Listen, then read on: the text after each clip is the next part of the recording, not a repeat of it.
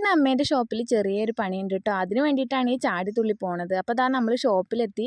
ഇതാണ് നമ്മുടെ ഇന്നത്തെ പണി കേട്ടോ. ഷോപ്പിൽ ചുമര് പെയിൻ്റ് അടിച്ചിട്ട് കുറേ ആയിട്ടുണ്ടായിരുന്നു. അപ്പോൾ ഇനി പെയിൻ്റ് അടിക്കുന്നതിന് പകരം ഇങ്ങനെ വാൾപേപ്പർ വാങ്ങിയിട്ട് ഒട്ടിക്കാമെന്ന് അമ്മ പറഞ്ഞായിരുന്നു കേട്ടോ. പെയിൻ്റ് അടിച്ച് കഴിഞ്ഞാൽ അതിൽ ചളി പിടിച്ചാൽ പോവില്ലല്ലോ.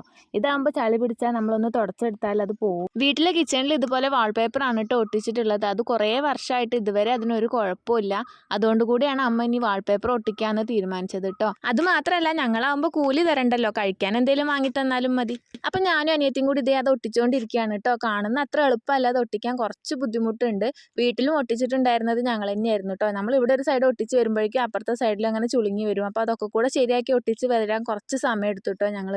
കുറച്ച് കഴിഞ്ഞപ്പോൾ അനിയത്തി ക്ഷീണിച്ചെന്നും പറഞ്ഞ് മാറിയിരുന്നു കേട്ടോ. പിന്നെ ബാക്കിയൊക്കെ ഞാൻ ഒറ്റയ്ക്കാണ് ഒട്ടിച്ചിട്ടുള്ളത്. അത് കഴിഞ്ഞപ്പോൾ ഇടയ്ക്ക് ഞങ്ങളൊരു ജ്യൂസൊക്കെ കുടിച്ചു കേട്ടോ. മൊത്തത്തിൽ ലാഭം ഇവനാണ് കേട്ടോ. വെറുതെ ഇരുന്ന് ജ്യൂസ് കുടിക്കുന്നത് കണ്ടില്ല. അപ്പോൾ ആ ജ്യൂസൊക്കെ കുടിച്ച് കഴിഞ്ഞ് നമ്മൾ ഏറെക്കുറെ ഒക്കെ ഒട്ടിച്ച് കഴിഞ്ഞിട്ടുണ്ട് കേട്ടോ.